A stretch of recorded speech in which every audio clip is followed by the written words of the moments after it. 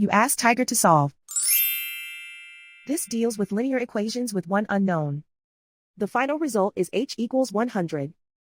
Let's solve it step by step. Simplify the expression.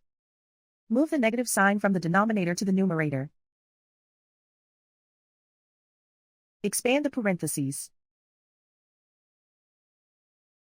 Break up the fraction.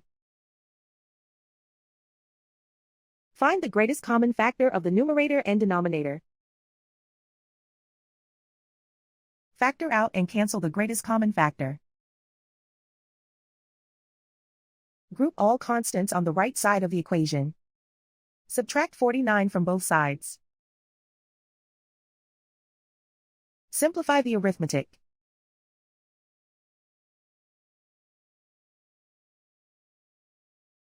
Isolate the h. Multiply both sides by 2. Group like terms. Multiply the coefficients. Simplify the arithmetic.